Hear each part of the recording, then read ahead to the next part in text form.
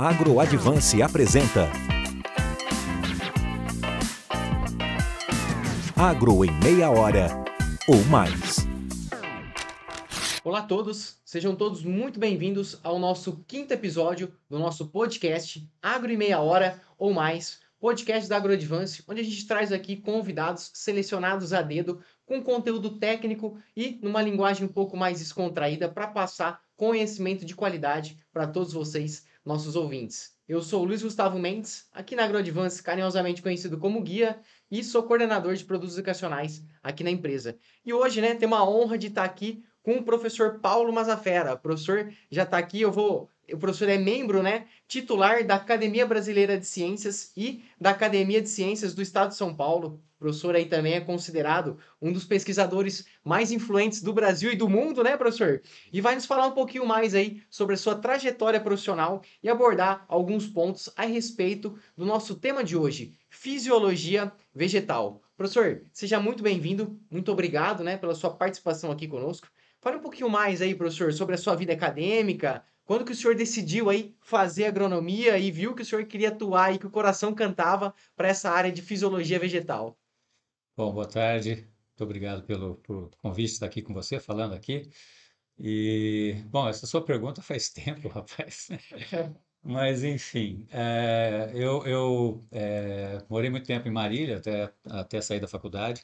E Marília é uma região cafeeira, né? É uma cidade que tinha muito café, hoje nem tanto.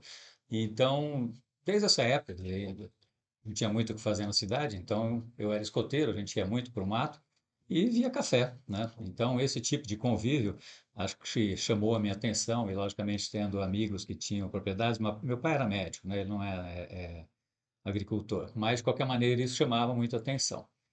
Então, isso me estimulou a fazer agronomia. Eu fiz agronomia aqui em Piracicaba, né? Eu sou formado em 82, e logo depois que eu saí daqui, eu resolvi fazer pesquisa, continuar trabalhando com café, e eu fui para Campinas, o Instituto Agronômico de Campinas. E fui trabalhar com café na seção de genética, com o que se chama o pai do café, com o Alcides Carvalho. Ensinava genética, e a primeira pergunta dele foi muito interessante, ele perguntou se eu gostava de genética de boi, né? Aí eu falei assim, não, eu não gosto muito de genética de boi. Ele falou assim, mas genética de boi é igual genética de planta, basicamente a base é a mesma coisa, né? Então, primeiro furo. Bom, um ano depois eu estava aficionado por fisiologia vegetal. Então eu descobri, fiquei mais 5 anos lá, adoro café, foi a base para eu continuar por muito tempo trabalhando com café, mas eu descobri que fisiologia vegetal era uma coisa fantástica, porque como ela liga mecanismos, né, ela explica várias coisas, principalmente em relação ao ambiente, né, e isso me satisfazia muito mais, quer dizer, aquela curiosidade, como é que acontece isso? Como é que faz isso? O que que influencia? Por quê? Por quê? Por quê? E de repente na fisiologia eu encontrava muitas respostas, né? E aí começou. E aí eu fiz pós-graduação em fisiologia vegetal, mestrado, doutorado, depois eu virei docente na Unicamp, e aí a história continuou com fisiologia vegetal e dura até hoje. Professor, longa trajetória, né, professor? O professor falou ano de formação, eu formei na Exalc também, formei em 2015, professor. Um pouco menos de chão já trilhado que o senhor, né? Mas muito legal saber. E aí o senhor comentou, o azinho ali é o mesmo, né, professor? Seja do Ainda boi é o mesmo. ou seja da planta, né? E o senhor comentou também um pouquinho da fotossíntese, professor. Queria começar um pouquinho nosso bate-papo, né, falando um pouquinho mais aqui da fotossíntese. Às vezes, muita gente acha que a fotossíntese é um processo separado, né, da planta. Não, é a fotossíntese, depois tira daqui e encaixa, né, dentro da planta como se acontecesse de uma forma independente. A gente já sabe, que existe muitos processos metabólicos e a fotossíntese ela acontece interligada, com muitos processos. O senhor podia comentar um pouquinho mais, professor, a respeito desse assunto que bagunça às vezes a cabeça de muita gente, o porquê talvez dessa constatação seja equivocada? A fotossíntese em si, ela é um processo bastante complexo, né? Bastante complexo no sentido de que inicialmente transforma energia, uma forma de energia, que é energia luminosa, em energia química, que é o básico que todo mundo sabe, tá? Mas isso tem uma certa eficiência, né? E essa eficiência, existe a eficiência teórica e existe a eficiência prática. Então, quando você leva no campo, tá? Essa eficiência teórica, basicamente, ela desaparece, porque você tem diferentes intensidades de luz, você tem sombreamento, alto sombreamento de folhas, e a planta, de certa maneira, ela responde coisa assim de milésimos de segundo a essas variações de luz, né? Então, quando a gente fala em fotossíntese, a gente sempre presta atenção, né, no carbono. Fala assim, é fixação de carbono, mas a parte que permite, o que permite de fato o carbono ser assimilado é a captação de luz, que é a coisa mais eficiente que existe hoje na Terra em termos de captura de energia e transformação de energia. Tanto que existe, os físicos adorariam transformar o que acontece na fotossíntese, tá?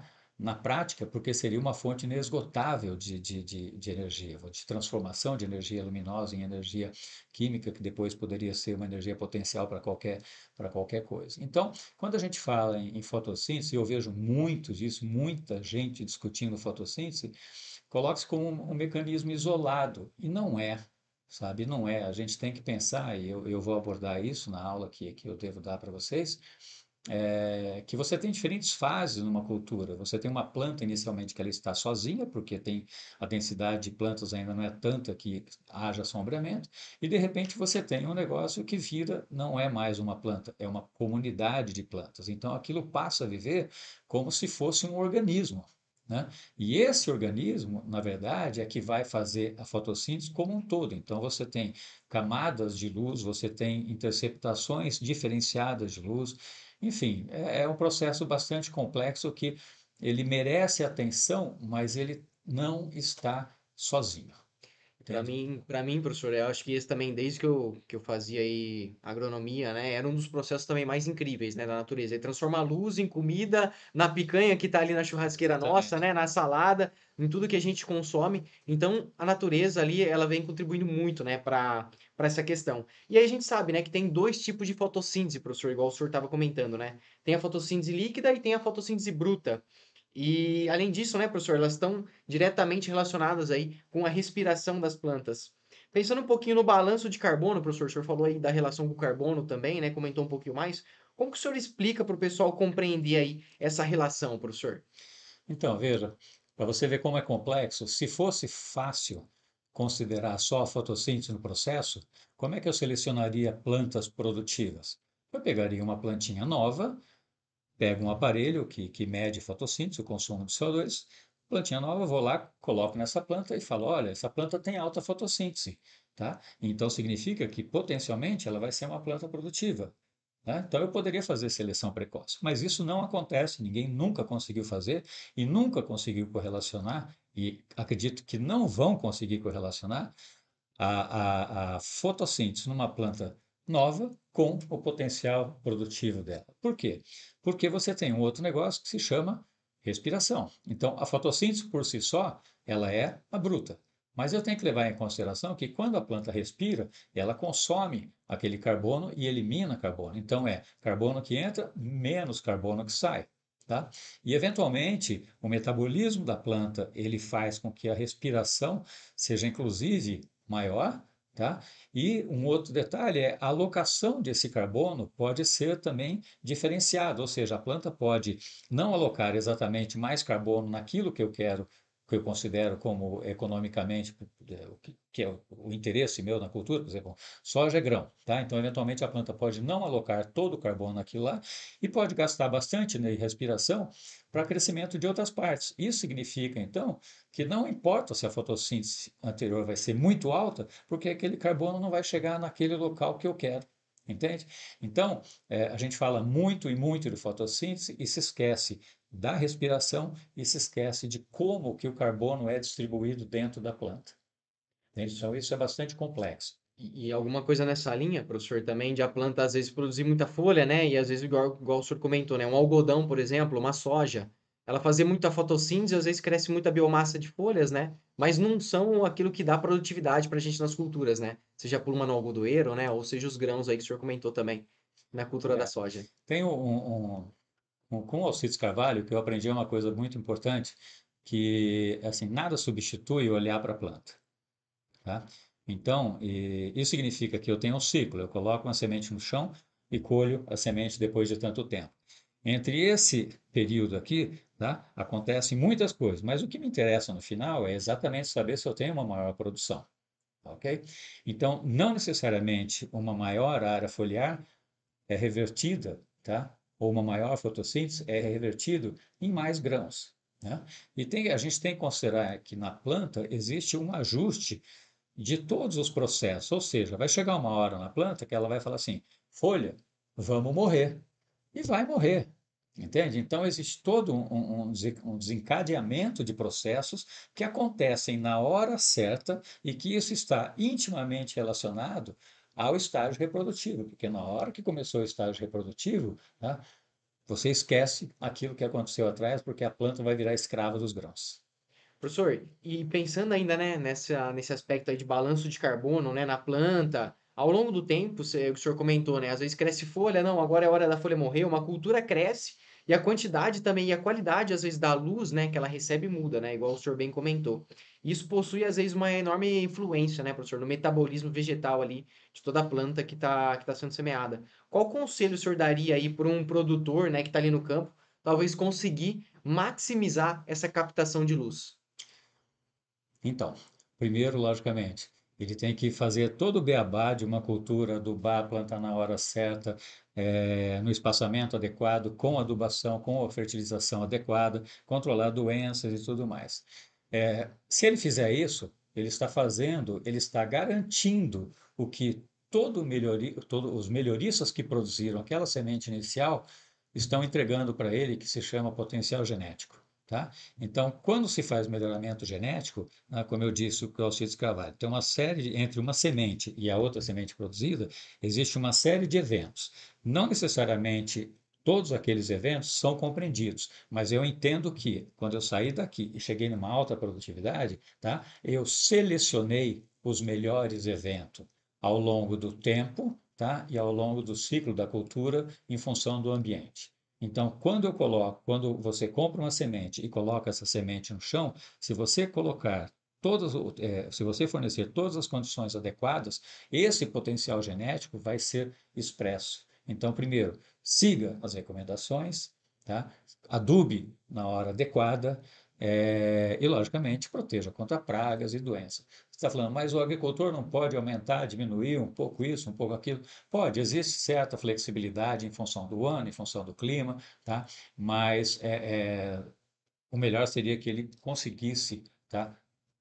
Acompanhar toda a indicação que existe para aquela variedade que ele está comprando, para aquela semente que ele está plantando.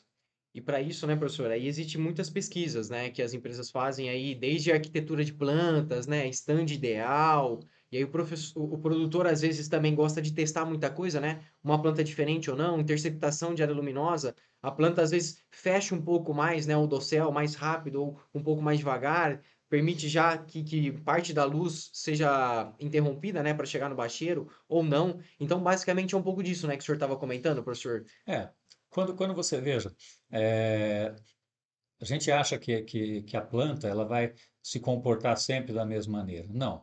Então, dependendo da época, uma época ela é época de crescer e fazer folha. E você não pode pecar nisso daí. Tá? Então, você não pode errar, você não pode deixar com que o potencial de produção de folhas, tá, ele seja desperdiçado por alguma razão. Isso daí vai fazer com que a planta crie reservas para o estágio reprodutivo. Tá ok? Então, veja, quando entra no estágio reprodutivo, uma série de nutrientes que foram absorvidos no estágio vegetativo ficam armazenados na planta. E aquilo vai ser reciclado, tá? Principalmente nitrogênio. Tá? E aquilo então vai ser reciclado. Se eventualmente você antecipa a morte de folhas por qualquer razão, tá? O que que acontece? Essa folha cai e leva o nitrogênio que estava armazenado nela. Tá? Então você perde isso daí. Agora, qual que é uma coisa muito comum? Se você aumentar a densidade de plantas de uma maneira muito intensamente, a falta de luz estimula, tá, senescência. Então, falta de luz é um dos fatores que leva à senescência das plantas. Então, aumentar demais ou fora da recomendação um estande de plantas é perder dinheiro, porque você vai ter adubado com nitrogênio, falei caso nitrogênio, tá? Vai cair antes essas folhas, vão cair essas folhas, você vai perder nitrogênio e vai faltar nitrogênio, tá? Para o enchimento do grão, porque o nitrogênio que tinha que ser absorvido já foi absorvido. Entendeu? Então, essa é que eu acho interessante, isso é que a fisiologia vegetal é fantástica, que existe uma sequência de eventos, é uma sequência de eventos. Eventualmente, você alterar essas sequências de eventos por alguma razão, você pode incidir num erro, tá? Então, você pode ter esse erro, e é por isso que fisiologia é fascinante. E aí tem aquela frase também, né, professor, que quem é agrônomo aí já sabe, né, que o fenótipo às vezes é o genótipo mais o ambiente, e às vezes dependendo da onde você insere, né, o zoneamento aí agrícola, né, daquela seja a mesma soja ou seja uma outra planta, às vezes a fisiologia vegetal pode mudar, né, também, né, É. professor?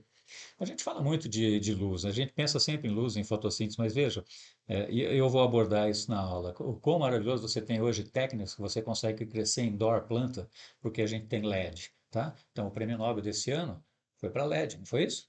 Então, os físicos, foram três físicos, né, eles ganharam por causa da construção do LED. Não entendo exatamente, mas como eles conseguiram fazer isso daí, levou à variação de cor. Então, hoje, se você quiser, se você tem uma planta que ela demanda mais o vermelho do que o azul, tá, você pode fazer um balanço. Então, a gente sabe também que algumas plantas, apesar da gente achar que todo verde pode ser refletido, algumas plantas respondem um pouco ao verde, né?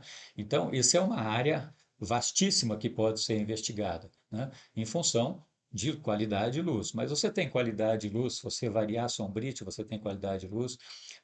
A indução de florescimento está relacionada com determinados comprimentos de onda de luz, que é aquele balanço entre vermelho e vermelho extremo, tá? Fitocromos. Então, tem uma série de coisas dentro da planta que são sensibilizadas por luz. Fechamento estomático é sensibilizado por luz e uma série de coisas. Então, aí você fala, mas qual luz? Determinados comprimentos de onda, ou seja, determinados tipos de energia, né? Então, mexer com luz pode trazer uma série de benefícios para a planta. Então, eu acho que isso ainda a gente não entende muito bem, porque cada planta é uma planta, tá? E, logicamente, durante uma cultura, você vai ter horas que uma luz é mais demandada do que outra, né? Então, isso mexe demais com a fisiologia da planta. Ô, professor, e agora assim, quais são os desafios, talvez? A gente está vendo que esse ano aqui o El Ninho está pegando um pouco mais aqui para o nosso lado, né, no Brasil, mas também, eventualmente, futuramente, aí, mudanças climáticas, alteração aí de alguns graus na temperatura. O senhor acha que, relacionado com fisiologia da planta também, a gente sempre vai precisar continuar pesquisando, professor, para ter variedades novas adaptadas? O que o senhor acha que é um desafio, talvez, para o Brasil, pensando aí nessa parte de fisiologia vegetal com mudanças climáticas, pensando em sustentabilidade? O que o senhor vê um pouquinho nessa linha? Bom, a gente já tem uma série de produtos que são vendidos no mercado que, de certa maneira, ajudariam as plantas a tolerar, ou seja, alta luminosidade ou deficiência hídrica, que é o que são as principais consequências desse aquecimento global. Eu sou fã de raiz.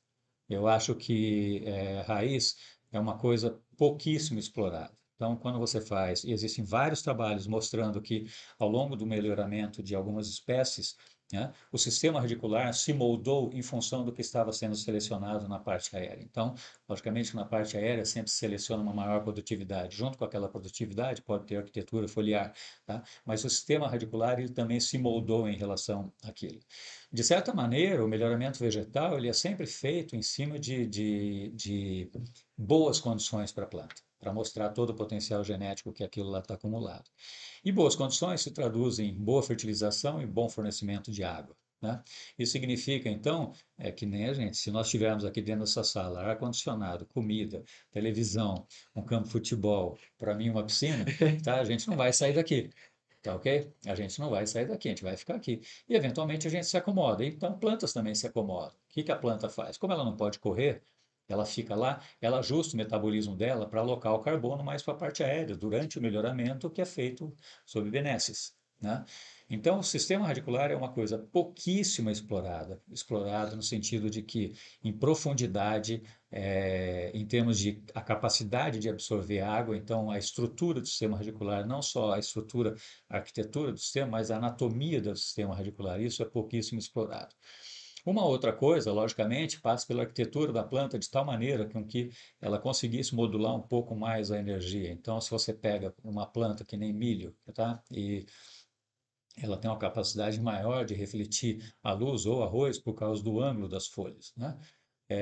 Então, eventualmente, para algumas dicotiledôneas, folhas largas, isso também poderia ser pensado. E, logicamente, encurtar o ciclo. tá? Então, encurtar o ciclo dessa cultura para que num menor tempo eu consiga fazer isso daí. Ou, tá, mexer com a sensibilidade da planta ao fotoperíodo. Então, imagina só se a gente conseguisse começar a plantar soja no começo de agosto, tá? Então, se você traz a janela mais para trás, tá? E, de certa maneira, isso é possível? Talvez, porque se você for ver que a soja saiu lá do Rio Grande do Sul e hoje em dia a gente planta lá em cima, tá? Então, o tempo de foto, as horas de luz disso daí são muito variadas. Então, houve flexibilidade, houve variabilidade genética para você trabalhar com isso daí, né? Então, se você aumentou se eu tinha um fotoperíodo menor no sul, tá? E agora eu tenho um fotoperíodo bem maior no norte, né? Será que eu não vou ter variabilidade genética para conseguir, sei lá, vou plantar em julho soja, Uhum. certo? E ela florescer ainda, manter um crescimento, tá? Ela pode ficar, não, mas estou exagerando, mas enfim, mas acho que você me entendeu, quer dizer, encurtar o ciclo ou fazer com que o ciclo comece mais cedo. Então, eventualmente, você pode fugir de uma maior temperatura, tá? Que estaria vindo junto com o verão que chega.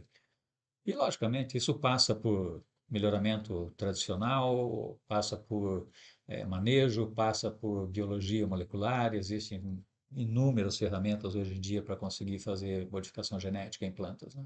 A gente vê, professor, uma coisa legal que o senhor comentou aqui, agora curiosidade até minha, né? A gente vê cada vez mais, talvez, culturas que a gente encurta o ciclo, né? Para conseguir fazer só de milho, conseguir fazer 2 safras ali no ano. E tem uma outra linha, talvez, que fala de deixar, talvez, a cultura por mais tempo no campo, né? Para aumentar a produtividade. Para que lado que o senhor acha que a gente está caminhando, professor? O senhor acredita nisso? De talvez manter a cultura por um tempo mais longo no campo, aumentar essa interceptação luminosa, aumentar um pouquinho mais a produtividade? A gente vê um pouquinho cana-de-açúcar, talvez indo um pouquinho para esse lado. Talvez, cana pode ser, mas como que é muito difícil você prever. Quer dizer, quando a gente fala em mudanças climáticas, o que a gente tem visto até então é concentração de chuva. Na verdade, você tem picos, isso saiu outro dia não me lembro exatamente qual revista que saiu isso daí, mas mostrando claramente que você tem o El Niño, né? Depois de alguns anos, ele tem extremos têm sido maiores, tá? Os termos de temperatura têm sido maiores, ou seja, muito mais temperaturas baixas, muito mais temperaturas altas, e também, tá, você tem a concentração de chuvas, né? Então, eu não sei, eu ficaria mais com antecipar o negócio do que estender. Não, legal. Essa eu Pensador. te coloquei numa É um sinuca de feeling, bico aqui, é professor, um para feeling. ver também. O senhor aí, conhecedor, para ver mais ou menos. Mas é o depende, né? A resposta do agrônomo. Depende da cultura. Maravilha, professor. Professor, a gente falou aqui um pouquinho sobre metabolismo vegetal, né? Interação aí, essas interações se relacionam e suas respectivas importâncias dentro aí da fisiologia vegetal. E agora, indo um pouquinho mais além, professor, perguntando aí para o senhor um pouco mais amplo, né, a respeito aí dessa ciência da fisiologia vegetal. O que é, professor, fisiologia vegetal e por que que ela é tão importante aí para os agricultores que estão diariamente aí no campo trabalhando nesse setorzão nosso do agronegócio? Principalmente porque a definição de fisiologia vegetal, a mais simples possível, tá? É você estudar os mecanismos que acontecem numa planta em função da resposta da planta ao ambiente.